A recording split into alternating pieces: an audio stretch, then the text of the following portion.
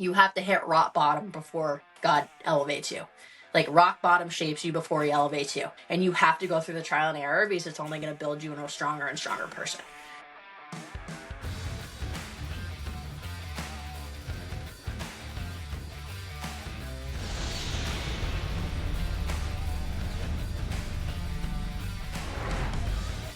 Hey everybody, welcome back to the First Things First, a show where we talk about setting our priorities in the right order to help us fall in love with the job and find out our God-given purpose in the fire service. Today, I am honored to have my new friend, Nicole O'Donnell. She is a firefighter from up north, and she is a podcaster. She's an author of the newest book, Diary of a Probie, Turning Setbacks into Strengths. So Nicole, welcome. Welcome. I forgot my khakis to park my car. There you go. How's it going? Doing good. I had to throw that in there because, listen, my thick accent too, my Southern American accent comes out every once in a while, so people make fun of me. But thank you so much for coming on the show. Like a lot of people nowadays, we just met through the internet. I reached out to you through Instagram, and so you're gracious and kindly enough accepted to come on and sit down and have a conversation with me. So thank you so much. Well, thank you for having me. Yeah, so I'm sure that lately you have been quite busy with everything, people asking you about the book and everything that's going on with the podcast and teaching classes and you're going to be at FDIC later, and we're going to talk a little bit about that. But before we get to all that, let's get to know Nicole. Who was Nicole growing up as a little girl, as a child? What was your early years like? Oof, where do I begin? Oh, growing up, it wasn't the most ideal. I was always kind of a lost cause. From a little kid on, I didn't think I was going to live to see 25. Let's see. I was sexually abused early by the age of 3 by my grandfather. And then that moved into my parents getting divorced. And then straight up my mother taking full supervision over me while she was still in my life and finding her overdose multiple times. She's still alive to this day. She's dead to me now. Previously, before that though, she took full custodian. What's the word? I don't know. For full whatever when the parent takes the kid for Full custody. Yeah, full custody. I wrote a book. So before that, I'd see my father like every other weekend, and I grew up racing motorcycles and stuff on my father's side. And pretty much I was fat, overweight, bullied my whole entire life. I was an angry kid, struggled with learning disabilities my whole life. I mean, I was in Section 8 housing. I grew up with hand-me-down clothes and absolutely nothing. I was fed McDonald's almost every single day when I was under my mother's companionship. The first time I witnessed her overdosed on God knows what substance, I was literally like a newborn. I remember, like, I get flashbacks of certain events that happened, and I was like still crawling on the ground. I wouldn't say a newborn. I don't know, within 12 months of being born, I remember having a flashback of seeing her and basically crawling over her, not knowing what's going on. Fire, police, everybody shows up, and then they're taking her. But under her care, it was constant unhealthy habits and everything, and never fitting in, kids never showing up to birthday parties, and just remembering when my parents were together, they were screaming back and forth, angry with the world, hated each other, parties every single Friday, Saturday, you name it, and just constantly in a house of chaos. Oh, the last time my mother had custody of me was up until I was 12 years old, and on January 24th of 2013, the year that I ended up turning 13, so every year, the year it turns is the year that I turned, because I was born in 2000. Sorry if I'm making you feel a little old. I was born in August, so it was just before I turned 13, and I remember my mother saying at the bus stop, "I love you," in a certain way. And I was like, that was weird. And I literally got off the bus later that day, and I'm like, where's my mother? I'm 12 years old. I'm a fat kid. I mean, growing up, I didn't have anybody but my father and like my uncle right around the corner that worked around the corner. And so I run home like a mile and a half, try to get into the door. And we're an apartment complex in the projects area. I mean, shootings, stabbings, you name it, gang area, like where a normal 12-year-old kid shouldn't be walking.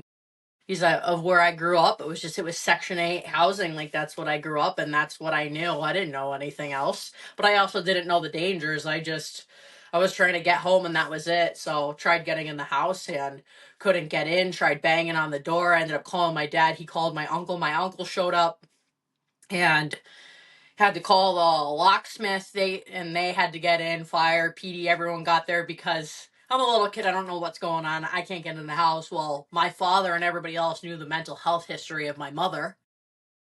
And they finally got the door open and ended up finding her overdose. We found her overdose on the ground, and then she's still alive, but that for a very long time, it was probably like a month and a half, she was like in an induced coma from what I remember. Again, it's my perspective, it's what I went through, so it's what I remember in that time of events. So I was like, what happened? Is my mother dead? Didn't know if she was going to live. It was like, it was not great. So later that day, my father brought me back to the apartment after she was taken out of there in the hospital. And I remember rummaging around and grab my items because I was now going to move in with him and he was going to have full custody of me. And I remember going into her room and I found a bunch of narcotics and opioids laying around that she still had full bottles of, because there was like probably 47 different bottles of empty ones and then a bunch of non-empty ones, because she has a long extensive history of mental health and schizophrenia and bipolar disorder and everything else. And then she was obese. Like, she fed me in a way to have somebody mirror her actions because she just didn't care. So I was on the receiving end of it, whether I liked that or not. And I went in her room and I found a note and she blamed me for her overdose because she thought nobody loved her. So I was on the receiving end and that's automatically, I'm like, okay, it's my fault that my mother's dead. Still didn't know she was alive at the time. And so I found that note and as soon as I saw that, I went in and I pocketed the pills, the remaining of what I could. And I was like, all right, I have a plan. I'm going to attempt to do whatever, like what my mother just did, because that's what I'd known. That's what I seen my whole life growing up. So always a troubled kid. And years on later down the road, a friend found those pills, and it was when I was 15, and she's like, "What are these?" And saw it wasn't my name, and ended up breaking down after 3 years of not telling anybody anything what I was going through because I really didn't know how to think because I wasn't even a fully developed brain yet. The truth came out, and she flushed all of them down the toilet, and that was kind of one of those like, dang, I didn't know it was that bad, but it was. But through the years under my mother's care, I was forced into psychiatric therapy and everything, and forced on medication with ADHD. And then, oh, you're never gonna be a bright child. Your child's dumb. She's never gonna be bright. She's never gonna do anything. She's gonna be another statistic. I'm gonna end up dead or on the streets in jail. And for a very long time, I lived that lifestyle. I shouldn't be sitting here today. And so my father took over, and he did the best he could while he could. And I'm never going to like dock him or shame him because the hand that I was dealt and given the opportunity he was given to take full custody of the kid that he only saw once a weekend now after my mother ripped me from him pretty much, because in our state of Massachusetts, when the woman says something, the woman gets it. The woman gets away, whether it's they're pleading rape, whether it's they're pleading sexual abuse, whether it's, oh, he hit me. It could be a total lie, but it's whoever goes to the cops first, and then they take that statement, they take that word, and if you're a woman, you're already in the positive case of I'm going to win this, or at least you're going to be the one that they're not looking at for a long time. My mother played the victim card because that's all she knew from her extensive medical history, and somehow they gave her full custody knowing her extensive history. And also, she had multiple suicide attempts before that, even before I was born, and I never knew about that. They always excluded me from that. But my dad took over. I'm not really going to get into that because I'm not going to dock him because he still did what he could. Raced motorcycles, and he gave me the best of the ability of his life, but there was a lot of drinking, a lot of heavy drinking for many years, and that's really when I started drinking, because it wasn't the opioids, it wasn't the narcotics that I could have overdosed on when I originally had a plan. It turned into drinking when I was 15 years old. And from 15 to 22 years old, I drank for those 8 years. I drank like every day that ends in Y. I'd always go to farm parties, basically big agricultural parties at friends that own barns or their parents own barns, and we all, let's go over, let's go party. And I wouldn't drink to just have fun. I'd drink to black out. I'd drink to feel nothing. I'd drink to numb the pain. And it was just constant, one thing after another. And then manipulation tactics through relationships, and being drug raped by somebody who I thought was a friend, and sexually abused by other people. And it was just the same thing over and over and over and over. And then getting beaten by a significant other. I'm like, is this ever going to stop? I was like, yo, I'm never going to see the light at the end of the tunnel. So it was just setback after failure. And I'm like, I got nothing going for me. Went through high school. My transcripts, I just got them back 3 weeks ago because I needed it for something else that's coming up in the future opportunity. And my average grade was a 35, a 40, or a 50. I graduated with a 60 after doing summer school 3 years in a row. I hated school, and it was that only sense of escape where I was safe. But I hated school. I slept in classes because that's the only place I could sleep. I did all these things and acted out because that's all I knew. I came to a point where politics and certain things were held over my head, so I acted that way because that's all I knew under the household I was in. So that led into me being very opinionated, posting things on social media 10 years ago when I was a 16-year-old kid, didn't know any better, and now half the world hates me. Now I've got death threats, and now I've got everybody after me. And now 10 years later, once my book publishes, now I have people coming after me thinking I'm the same person, which I'm like, fortunately, I'm not. I learned from my mistakes. I had to learn the hard way, but if I didn't do that, I never would have known it. And I'm glad I did it then, even though, like, I'm sorry for the people that I hurt. And I hope one day they can find in their hearts to find forgiveness for it, because that'd make me a hypocrite. Why would I want people to forgive me if I can't forgive myself? I can't forgive others. So it's one of those things, like, in God's word, like, Jesus forgives everybody. And if you can't repent for your sins, if you can't forgive somebody else, but he forgives you, you're a hypocrite. So it led into those. I didn't think I was going to survive. So I acted out in ways and forced my beliefs on politics to make everybody hate me, to make everybody, oh, I don't care. What's that going to do? It's not going to affect me. I have nothing going for me. So I was just angry, always off the handle, and I was always drunk. I was always under the influence. I used to ride my Harley under the influence after these farm parties I'd go to. I mean, at one point I tried riding after a very like 8-hour night, very long 8-hour night of drinking, and friend followed behind me. That was like a 45-minute ride home. We got a mile down the road. I just about tipped over, and I'm like, yo, I can't ride home.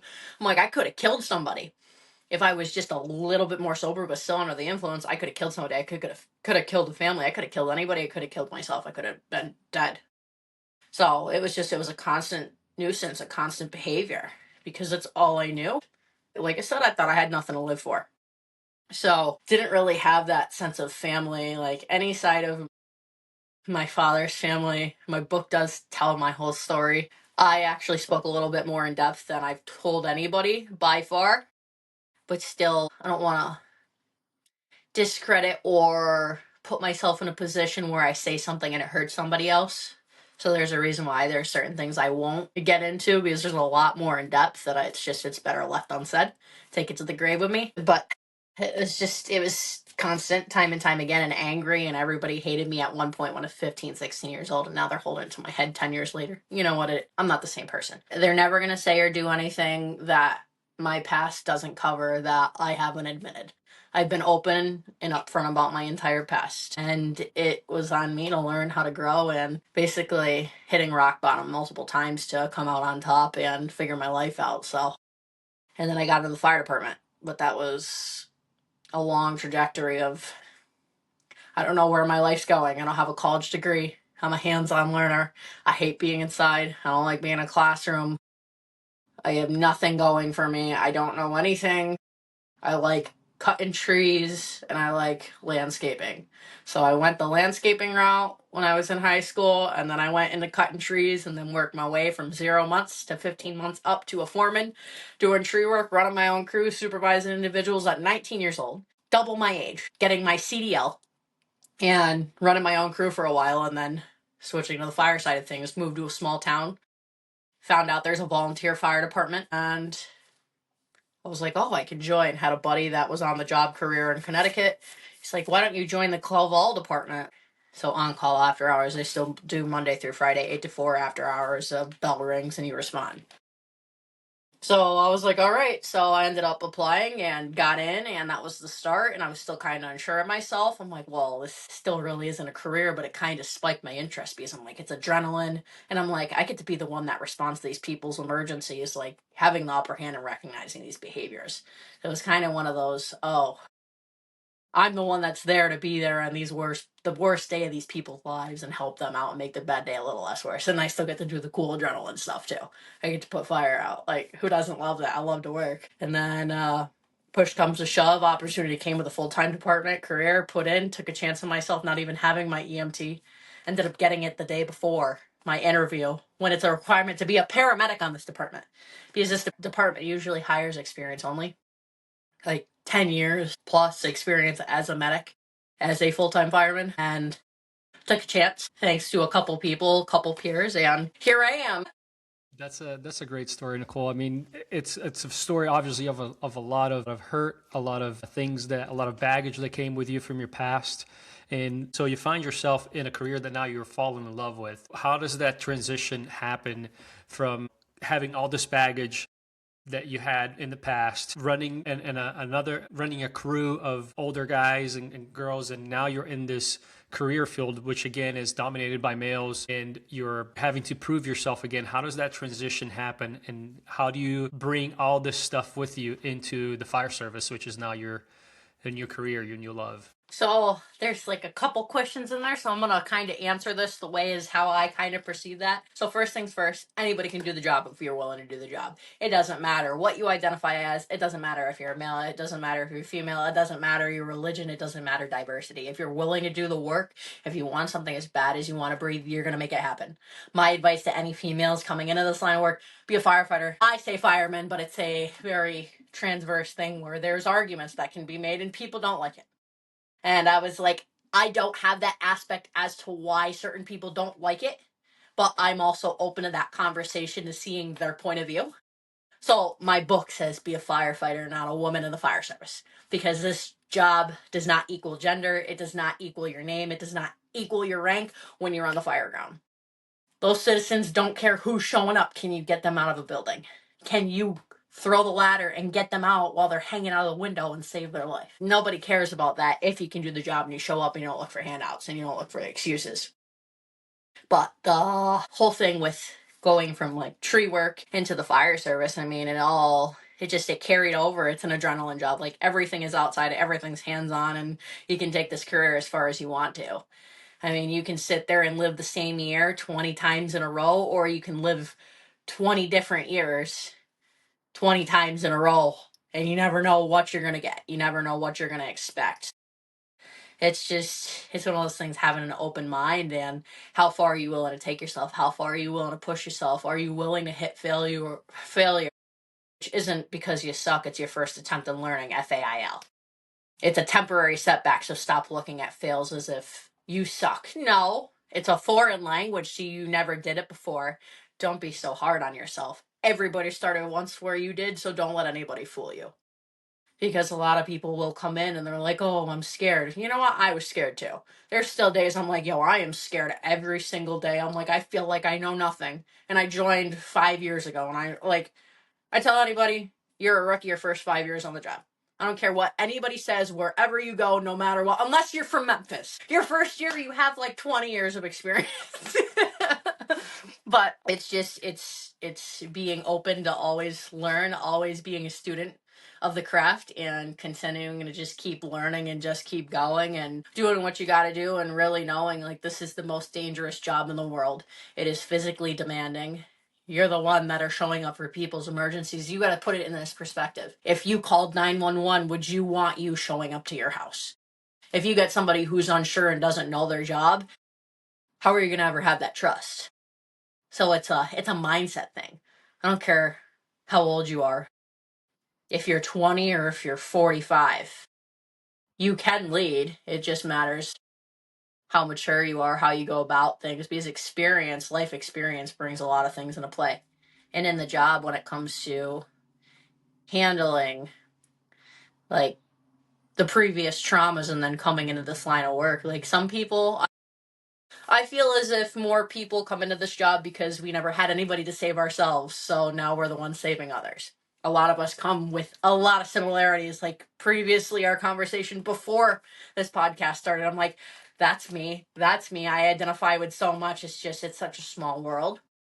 And you truly never know what anybody's going through. So we have the upper hand for those that have been through setbacks and the failures previously and had bad exposures. It's kind of built that tough love, tough skin where you kind of know what to expect coming into this line of work. If you've never seen a dead body up until you go to the job, or you've never performed CPR on somebody until you join this job, you don't know what your reaction's going to be. And it's scary. I don't care what anybody says. The first time I ever did CPR, I asked the guy after, I'm like, yo, am I supposed to feel this way? I've never done this before. And I'm like, I don't like how I feel. And I talked about it after. I'm like, okay, that's all part of it. This is how it goes. And I'm like, oh, so that's why people react the way they do like a normal citizen, because you're exposed to things that you just don't know. You're not supposed to see. You're not supposed to see dead people. You're not supposed to be doing these things as a normal human being. We expose ourselves to these things, so it's long-term exposure and it all builds up. Coming in with previous experience, it gives you an upper hand in being able to recognize those behaviors that certain individuals portray, and you know how to handle them better in a way. So even though you may not have rank, you still have the ability to lead because you can see yourself in some form, some shape, or some way. And they say don't have empathy, but have sympathy, because if you have empathy, you're sharing that exact feeling. You're the provider. You can't turn into the patient. You can't turn into the citizen. You have to be the competent level person that's able to handle that situation, because no matter how high stress it is, if you have the ability to stay calm, they're going to trust you and it's going to calm the whole room down. And don't escalate a situation. De-escalate it by keeping a calm manner, because the angrier a person gets, the more they want you to get angry. And when they don't get that reaction, they get more and more upset. And then it's like, well, they're not reacting the way I want them to. Now let me tone my voice down. And then you de-escalate it. Yeah. Yeah, no, that's perfect. It's what it's. I mean, quite literally, what you describe on your book is setting your setbacks into strengths.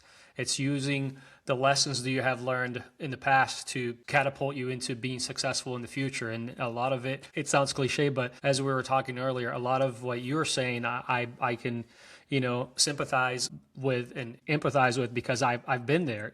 I've had those weird feelings. I've had those things. Both were talking earlier how we started writing our books because of those things, because of those feelings that we've had. The other conversation that we were having too is, for me, and I don't know for you, we have something else also that helps us transcend some of the understand and transcend some of these feelings, and understand what the bigger purpose is. And for me is faith. And so how does faith help you do your job today? How does faith intertwine into your role in the fire service? One sentence: walk by faith, not by sight. I've had a very hard time with that, because at the end of the day, this chapter is already written, the story is already written. You can't control the outcome, you can control how you react to it. That's one of my main bullet points. That's one of my main things I say. I highlight the heck out of it. It's just, you can't react to these things that you have no control over. If it's something that upsets you for 5 minutes, you're not going to remember that 5 minute moment that upset you, that put you in a bad mood 10 years from now. You're not. Because there's certain things I was like, that people have mentioned to me. They're like, do you remember them? I'm like, no, I don't. I was like, oh, I was mean to you, or I said that. I'm like, oh, I'm sorry. Like, I would never act like that or say that now, but in the time I was so mad, didn't care, and just reacted. And now I'm like, what does that get you? Nowhere. It stresses you out, and it's going to reduce your risk of life by God knows how many years, because stress is one of the leading factors in firefighter deaths, or humans in general. So I can't control anything. Whatever is meant to be is going to happen. And some people try to control that. I can't control anything. Whatever is in God's plan is the plan he has for me. When you try to override that, when you try, I'm going to do it this way, guess what? You're going to have a rude awakening, because it's not going to go the way you want it to go. And it's just one of those, when you meet resistance, constant resistance, it's a devil attack all day, because it's the path you're supposed to be on. I don't care how many failures you have, how many times you fall back down, you get up and you keep grinding, because the people that keep pushing, and then all of a sudden they get to that point where their mind just quits and they don't listen to their heart, they just listen to their body, like working out. If somebody offered you $1,000 to do 20 more reps past your failure point, you're going to do those 20 more reps because you're going to get $1,000. So I kind of apply that mindset into everything. Well, if somebody's offering me $1,000, you bet your butt I'm going to be doing 20 more reps. I don't care how tired I am. If there's a will, there's a way.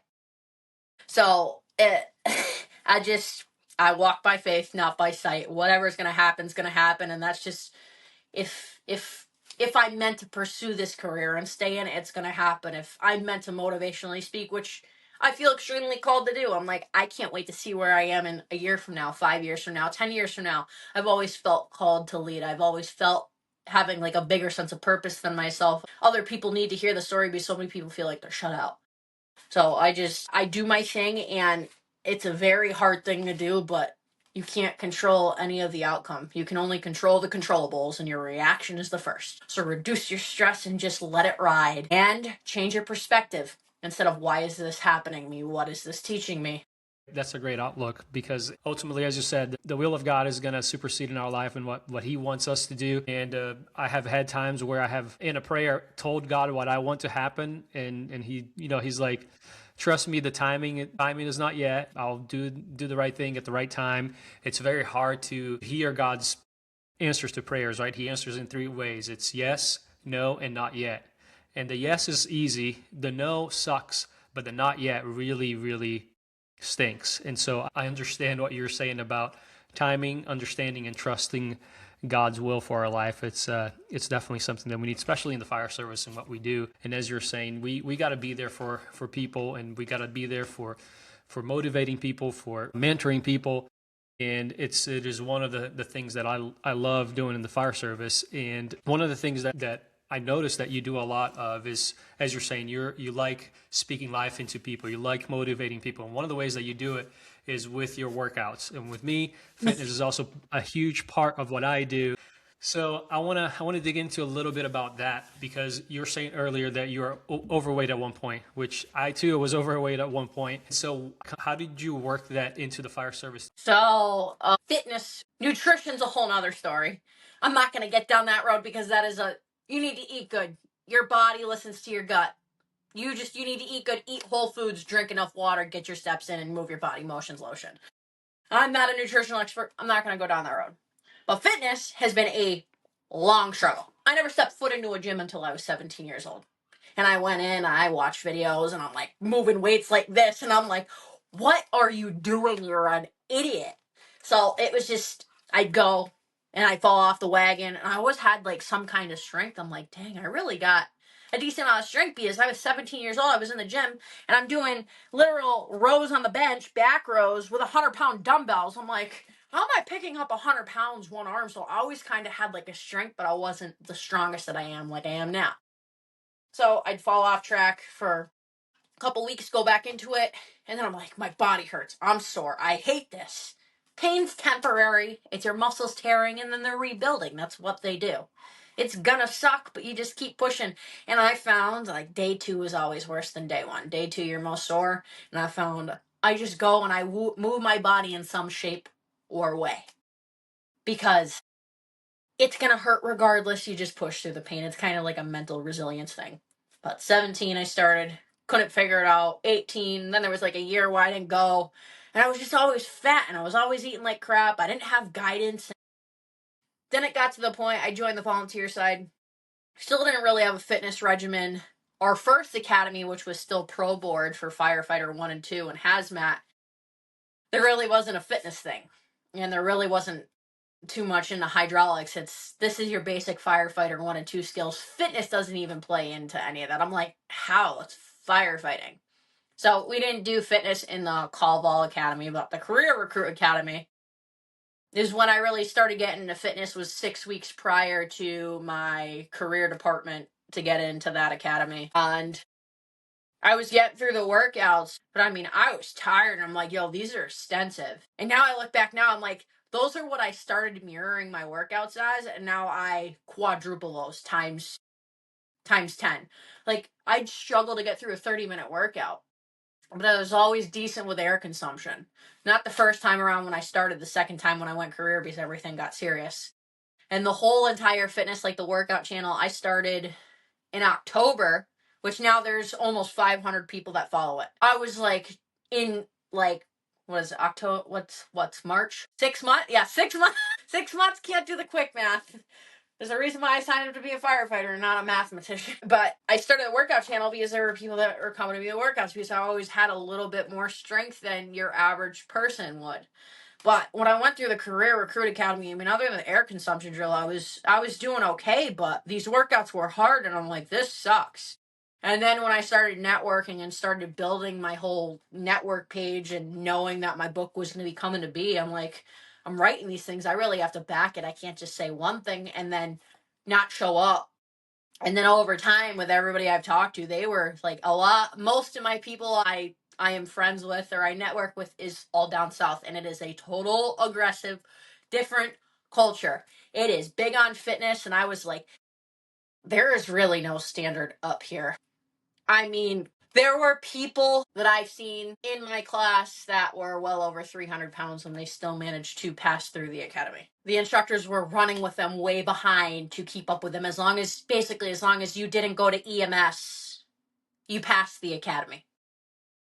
I was like, what standard are you guys holding? Like, yeah, this dude can hump hose up 5 flights of stairs, but he burns through a 30-minute bottle in 5 minutes. He can pump a truck. He's a hell of an engineer. But what are you going to do when it comes to this person sucking down 5 minutes of air? So when I networked with who I did and really seeing what their culture was about and getting more and more attracted to what the South brings, I'm like, I need to set a higher standard for myself because I was still like not in the greatest shape. And then I started working with a coach, Scotty Barger. He's a firefighter paramedic in California. And he coached me. I ended up doing 75 days with him, and I lost 30 pounds. And I went from 205 to the 175, and I leaned out. And then I lost a lot of strength, and I didn't like being skinny anymore. I was like, I'm 5'9", I'm 175 pounds. I'm like, I'd rather a little bit more muscle on me. And then I started getting obsessed with the strength training, and I'm like, well, after everything I've learned and knowing with this book and everything coming to be, I really need to set a higher standard because I was like, I don't know if I could trust myself going into a fire. I'm like, I need to be stronger. I need to be more aggressive. I have a lot to work on. And that was part of addressing my blind spots and taking constructive criticism. Because I'd see my guys working out of the bay and I'm like, they're benching 175, 185, 225. They're squatting 225, no issue. And I'm like, I can't even pick up more than 275 pounds at the time. I was like, this sucks. I want to be able to keep up with them. And then seeing what everybody does down south, I'm like, oh, I have a lot to work on.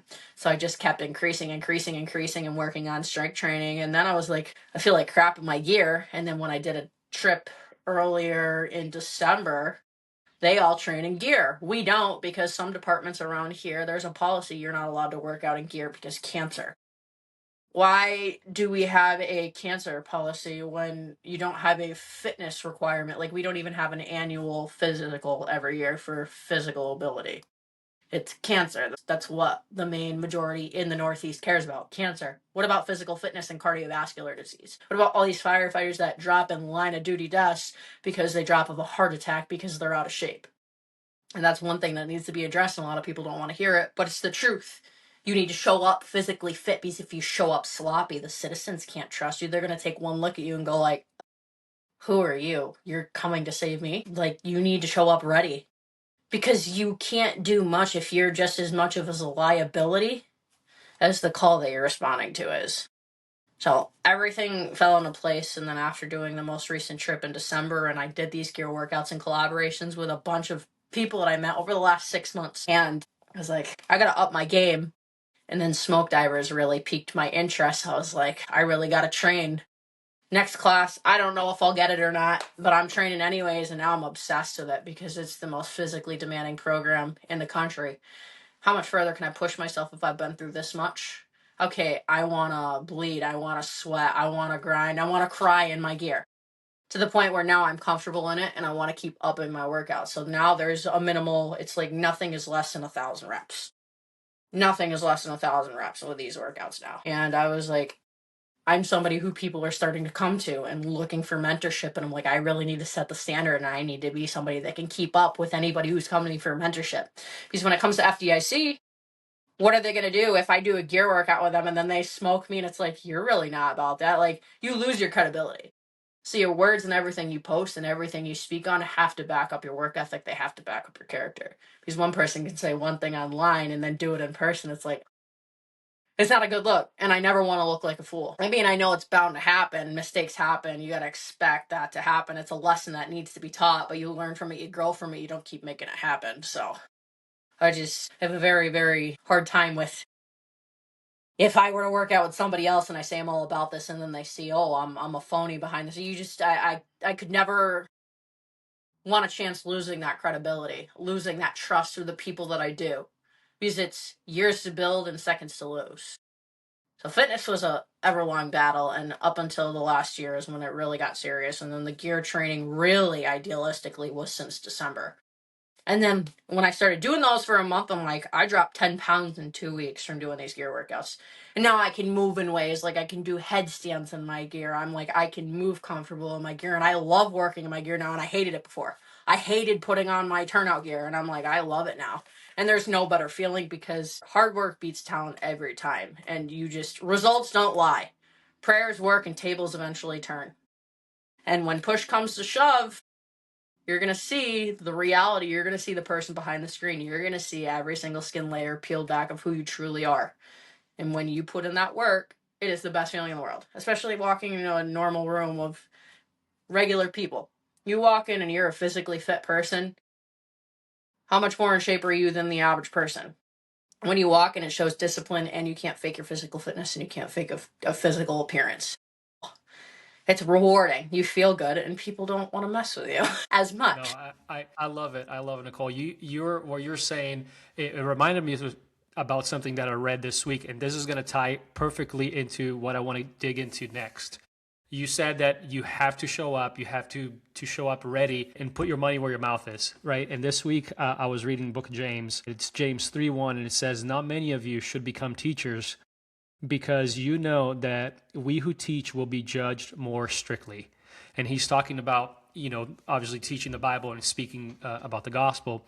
But I saw how it applies so much into what we do in the fire service, whether it's with our workouts, with our fitness routine, with our ability to do the job. And for you more specifically, like, who are you to write a book? You have been into the fire service just a couple years. Mm-hmm. Who the heck is Nicole, who now all of a sudden is writing for fire engineering? She's got a new book. And how do you come about writing this book, and how do you deal with some of the negative comments that unfortunately have come your way? So talk to us a little bit about your journey of writing. Automatically, Chief David Rhodes asked me this question when I did my In the Books podcast with him in the beginning of February through Fire Engineering Books. I believe it's episode 16. I've been on a couple different podcasts, so I'm pretty sure it's 16. I should have verified that beforehand, but it's Diary of a Probie, and it's with Chief David Rhodes on Fire Engineering Books. He asked me a question similar, and it was along the lines of, not word for word, but being this new in and writing this. Like, were you afraid of having that target on your back? And then I got into talking to him, and afterwards, and I was like, yeah. Like, I knew I was going to have a target on my back being so young. I'm 25. I'm a 25-year-old kid. I have 5 years in total. I had 3 years career.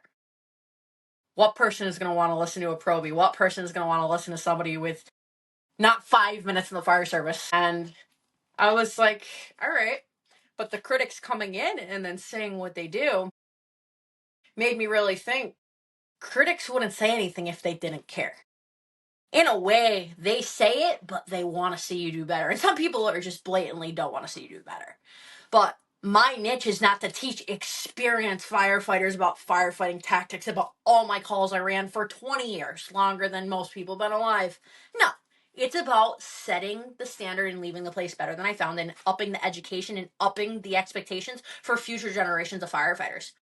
and then turning my whole book into the story of facing adversity my whole life and turning my setbacks into strengths and how the fire service saved my life. And you can do anything you put your mind to. You just got to believe and you got to walk by faith and not by sight and take big risks. I took that chance and I'm like, I have the ability to fill a generational gap, and that's what it's targeted. I'm targeting a niche audience because I was a Probie. I'm still newer. I'm still brand new. I have the ability to help people understanding in this generation, in this gap, because chiefs from 35 years ago can't answer those questions that these kids have. They can't. I'm in that perfect age where I'm not too old and I'm not too young, and I have the previous life experience to be able to go into depths. Okay, so this is what happened, this is what I learned, but this is how it also applies to life advice. So it's a niche audience for everybody, not just the fire service. And then it also, some of the feedback I've gotten, one was from a 13-year captain. He's like, this book allowed me to come back and reflect on who I was and go back to my first year and kind of make me check up on myself. Then there's a chapter on, it's chapter 8, the salty rookie mentality. It's my rules. This is the unspoken rules of the firehouse. What they don't tell you, they teach you how to be a robot on the fire ground. They don't teach you how to be a human. They teach you how to do something in a classroom, how to do something in the drill yard. They don't teach you how to be the human on the job, how to have that compassion, how to deal with these things, because you're thrown to the wolves. I had that ability, and I found my ability through writing, using my learning disabilities to my advantage. I turned my disabilities into my ability, and that was through writing. Whole thing came to be with writing. I always had an interest, and like I said, I always felt called to talk, but I never found anything. I was always meeting resistance, couldn't get a certain amount of followers, because I used to care about followers at the time. Now I don't. Like, the people want to listen, that want to listen are going to listen. The people that want to follow are going to follow if they can find some resonance with a message. So my current career department, there was a requirement for the job paramedic. So either enrolled within 1 year of paramedic school or be a paramedic within 1 year of hire date. So I had to do a prerequisite English test to get into this very demanding program in the state of Massachusetts. And my history of learning disabilities, like I said, struggled. 3 years of summer school. My grades were crap. Graduated 240 of 240 at the bottom of my class with a 60, barely getting by. And I was like, I don't have a college degree. I'm never going to do well. I'm like, oh, here we go. Paramedic school. I'm like, I'm going to lose my dream job because I'm not going to be able to pass this stupid test. I'm like, I'm stupid as is. I've always been stupid. I've never had an upper hand enough anybody to help me see that I'm smarter than I thought I was.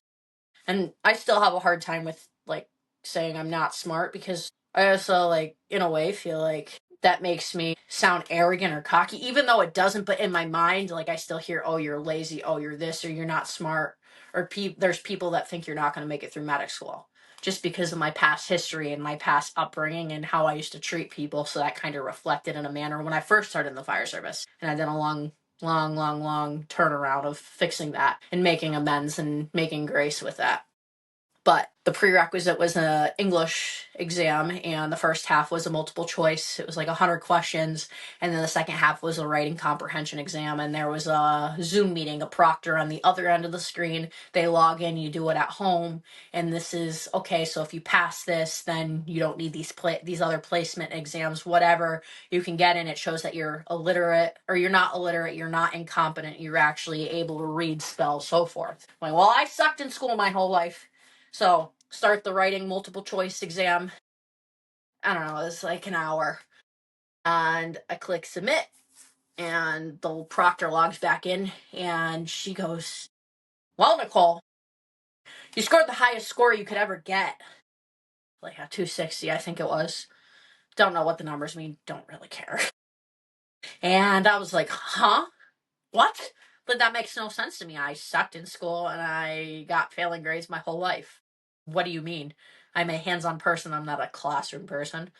So she's like, all right, the writing comprehension portion's next. She's like, I'll be on the other screen. She'll black her thing out. She's like, make sure you don't click any X's. You don't click out of that, or it'll say you're cheating. It'll dock you off. There's like a whole AI software system that generates that and tells if you cheat or not. So there was an English prompt. It was 500 words or less.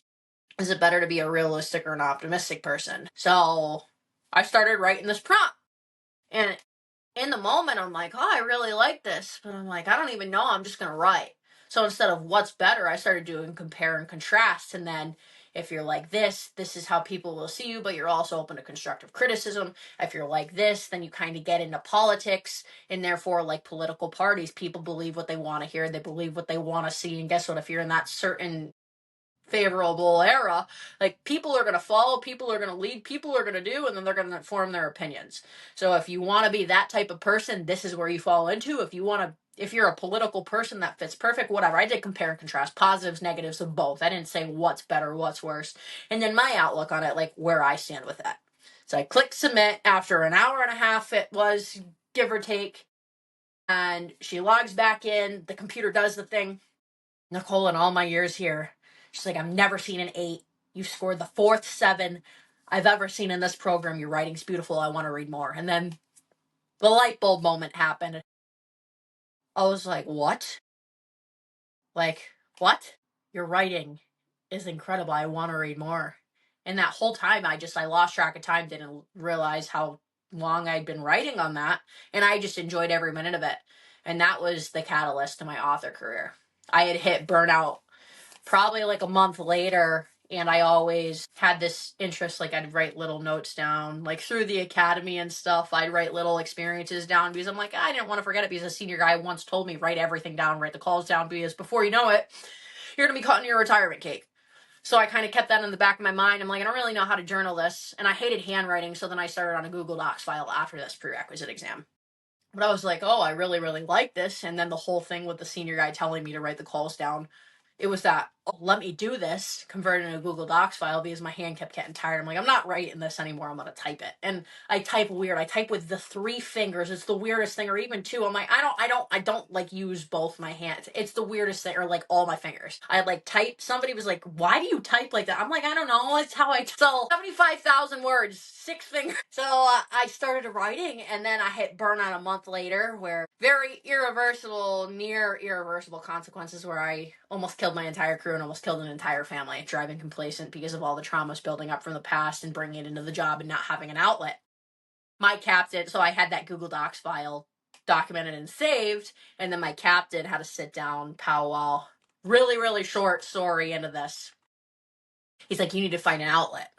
And that's when I trauma dumped on him for the first time in my life. I bottled everything in for the last 23 years. And he's like, you need to find an outlet. He's like, this job will eat you alive, and you can see yourself out those doors, because this job will do more harm than good if you let everything bottle up. You need to find an outlet. This job will break you. And he told me what I needed here.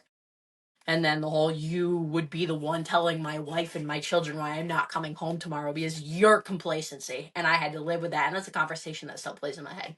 So I started writing, and I started getting to town. And then literally within 4 months, I'm like, holy crap. I'm like, I think I got something. So by the 6-month mark, I had an entire book written. And then all of a sudden, I'm asking around, because at the time, like, I was still a probie. I didn't know about fire engineering books. I'm like, I'm not really involved in the fire service. I'm still figuring this out, but I found something that finally saved me, because the fire service saved me. So I came across fire engineering books and it said, become an author. I'm like, that's a thing. Still didn't know who they were. Didn't know they're the most credible publisher in the fire service. They're the most credible and biggest educational standpoint for the fire service, global, worldwide. So I saw that, and then there was a whole proposal thing. It took 3 tries to submit it, so it was almost 4 hours of trying to send this proposal of everything, literally 3 different tries, because the thing kept bugging out. I had to refresh it. Texted a buddy. I'm like, all right, I've tried this twice. I'm like, it bugged out. It's not meant to be. He's like, dude, 3rd time's a charm. Just do it. 3rd time came around, I clicked submit, and it finally went through. And 3 days later, then I heard back from the team, because I'm like, I don't know what I'm doing. I'm 23 years old. I'm fresh meat in the fire service. Nobody's going to want to hear what I want to say. So be it. I don't care. I'm just going to go for it. Go big, go home, take big risks. I'm like, what's the worst they're going to do? Tell me no. I was very optimistic about it, and I fell back into that prompt that I originally read. I'm very optimistic. Whatever's meant to be is meant to be. Walk by faith, not by sight. So I did it. I went for it. 3 days later, I hear back from the team. Daniel Petrino, my manager, through the entire process, he's like, hi, Nicole, I'm Daniel Petrino with Fire Engineering Books. We'd love to hear more. So got in. They wanted 3 chapters. I was like, what would you guys like to hear? So they're like, oh, choose whatever you want. I'm like, what would you guys like to hear? I'll give you the options. Here's the list. What would you like? So they gave me the 3, and burnout was one of them. Like, you really got something. So on October 31st of 2024 on Halloween, congratulations, Nicole. Fire Engineering Books would like to publish you just after I'd turned 24. And all of a sudden I had a contract at my desk. Next thing I know, I'm like, holy crap, I'm getting published. And then I really did research, and I'm like, oh, I was underprepared for this because I had no idea who they were. I didn't really know many people in the fire service. Now I've met thousands of people. And it was just kind of one of those, taking a faithful guess, a faithful insight of what's the worst that's going to happen. And from there, I'm like, okay, so we're going big, or we're going home. One of the two. What's going to happen? They tell me no. Oh, well, it's not meant to be. If it's meant to be, it's going to happen. So I was like, oh, this is cool. So it was all just the start of having to take a placement test for paramedic school for my career department now. And it turned to the unthinkable. Like, I struggled with learning disabilities my whole life, and then found out my disabilities were to my biggest advantage. Because now I write the way I speak and the way I think, and people relate to it. And anybody who's read the book, it's the same feedback. They're like, it is a good book. I'm like, really? And I started reading my book. I started to try rereading it since I did the edits in July. So I haven't touched the material since. And I've grown a lot since then. And I went off the handle, and I'm messaging probably 15 people that I mentor me and talk to and kind of keep me grounded, because we all need grounding. And I was like, yo, I can't believe they published me. This book is terrible. I'm like, it's too easy of a read. I'm like, this is god awful. I'm like, oh, and the lashback's crazy. People from high school are commenting. I'm like, my career is over. They're like, dude, Fire Engineering Books never would have published you, number one. They're like, an easy read that's firefighter based. I'm like, anybody who doesn't read books and they see that, they're gonna read it. So stop in your tracks right now. And they're like, let the critics talk. It is what it is. Like, you're doing something that other people can't. And the biggest thing that I've ever taken away was from Frank Viscuso. Want critics, write a book. I was like, fair enough. It was in his keynote 2023 speech from FDIC. And I was like, yeah, now I'm able to relate more and more with people that are 30 years ahead of me with all this experience. And I'm just a little fly on the wall. I don't know. I took a chance and went for it, and now it turned into this. And I have a lot of people coming up to me, and they're like, I want to write a book. I mean, guys that are retired, guys that are chiefs. I'm like, captains. I'm like, you're coming to me for advice? They're like, dude, you literally wrote a book and your writing's good. I'm like, I still can't believe it, because I never thought I'd be in this position. It's crazy to me. It feels so surreal. So I give them the advice. I'm like, dude, just start writing. Just write. And send me the stuff, what you need, and I'll edit. I'll do whatever you want, and I'll help you with the structure of what they look for. I'm like, if it's something that they feel is a niche, they're going to grab it.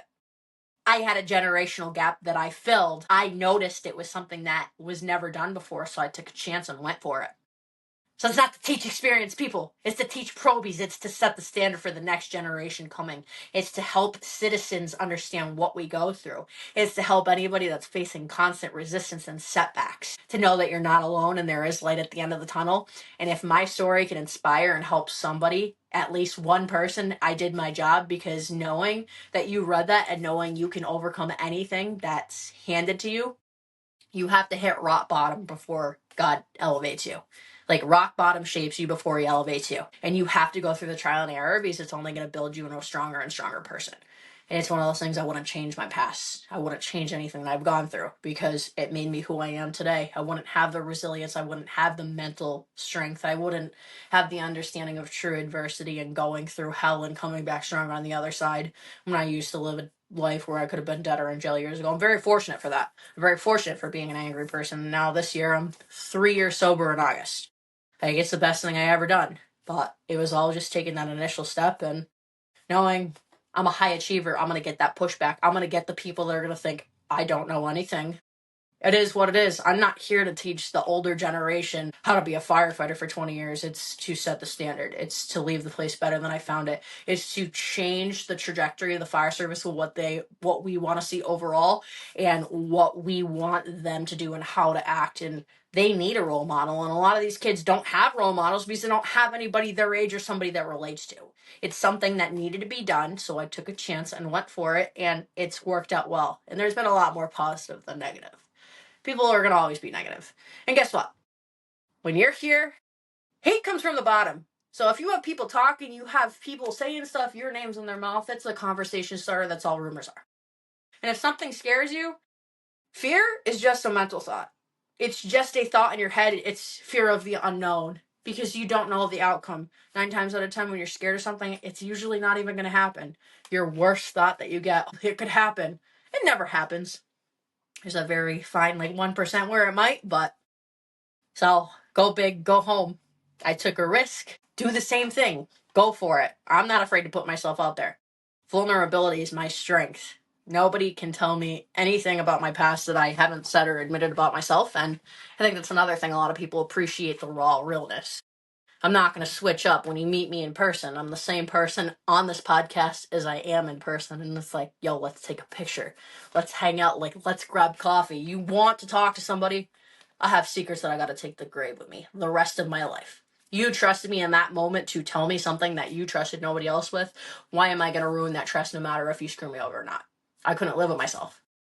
So I love your story. I love your character. I love who you are. One of the things that I was thinking as you're telling your story is that God doesn't call the prepared, he prepares the called. So you have a calling in your life. I believe you have a God-given calling in your life to pour into people, to be there for people, to motivate people, whether it's through workouts, whether it's through your life experiences and adversities that you have been through. I truly believe that this is the first of hopefully many books that you're going to write for the fire service. This is going to be something that's going to propel you into to give you opportunities to speak. I truly believe that the best is yet to come. And so as I don't want to keep you I can keep you forever because I think we both love talking. You're good. But as I said, people don't like sitting for 3 hours and listening to either of us talk. Even I'm enjoying it, but I want to close this out. I want to do I call this the fire questions, the quick fire questions, and they're not really quick. You can take as long or as short as you want with them. So that's just what I call them. So you can give one word sentences or one word answers or just a short sentence. If you're ready, I'm gonna hit you with it. And you ready? Yep. All right. So the first one is, describe to me the first time you stepped foot in the firehouse. Scared of just the unknown. What is turnout gear and why is this so heavy? And then the first training we ever did. What did I get myself into? Yeah, unknown. Absolute unknown. I'm like, Good. All right. The unknown. That's good. All right. Explain to me what your first fire was like. Adrenaline.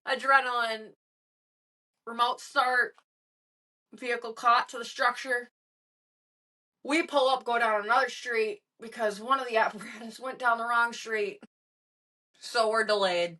Flames rolling, smoke showing from all sides, chaos, snow on the ground, negative weather. What did I get myself into? And I don't have instructors here. 12 days out of the academy, and I'm on the nozzle, and then the hose gets stuck in between the railing and the bedding of the house, so we come up short, and I'm like, anything that can go wrong does go wrong.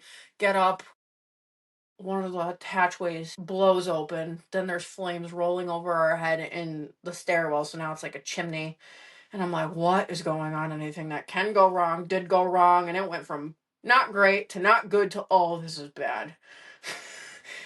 And then it was just, oh, this is cool. And I'm like, I'm exactly where I need to be. It was just chaos. Anything that could go wrong did go wrong. And just this is not what the academy teaches you.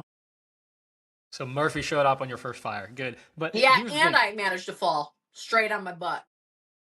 12 days. That's good. It took me nearly a year and a half to have my first fire. It was painful. It was very painful. So you win. 12 days is good. And the last one for the quick fire is, where do you see God calling you into the fire service? To be the next Chief David Rhodes one day, even if it's 20 or 30 years from now, to speak, to leave the place better than I found it, to set that legacy, to be the change in the fire service where nobody's going to like me at first. It's going to ruffle feathers, to eventually, yeah, they're familiar with the name. Not everybody's going to like any high achiever, anybody who's up in leadership. You're going to have people that do not like you, but it doesn't mean you can't be friends. Like, you can disagree and still have friendships. Just be the next him. Be that where eventually they get used to, and then now it was never a change to begin with. It's somebody that just, it sets the standard, and this is what we expect. I want to be the next Chief David Rhodes. Like, I feel extremely called to be a keynote speaker eventually 10, 15 years from now, just to be someone that puts that aggressive mindset to just keep going. And like, if I made it through this, there's people out there that have made it through much worse. Like, you can do anything. You can get through it. You're not alone. I wholeheartedly, I want to be the king of FDIC next in my future eventually. That's it. Just it there's something that lights that fire up under me. I want it. I want that so bad. You gotta dream big. Amen. Amen. I love that. Dream big, go big, or go home. Right? In order for you to get there, you got to start somewhere. So you're starting this year at FDIC. You're going to be at FDIC this year, signing some books, talking to people. Hopefully we're going to get to meet each other in person. I really look forward to that. So tell us a little bit about what you're going to be up to at FDIC this year. So, never been there. Popping my cherry, going there this year for the first time from April 20th through the 25th. I think Tuesday is the only day I don't have booked, but the team invited me out to sign my book in the fire engineering books booth. I looked at the map. I don't remember the booth number, but it's like 1,000 feet from the fire department coffee station. I can't wait. But I'll be signing the books throughout there, and then we have our dinner. I believe it's on that Tuesday, the author dinner.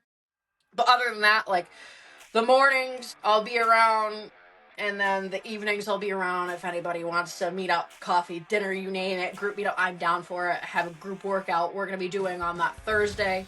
So I'm all open arms. I'll be putting little spurts here and there on like my story, kind of like a last minute thing, and it's just gonna be whatever's gonna come of this is gonna come of this, and I'm excited, and I'm almost hoping I'll get like a speaking opportunity in a way at this. I mean, not keynote level, but just kind of, I wouldn't say exposure, but experience to see what is to come in the future near years. So it's gonna be a wild week. From I'll arrive Sunday night and I'll leave Saturday night.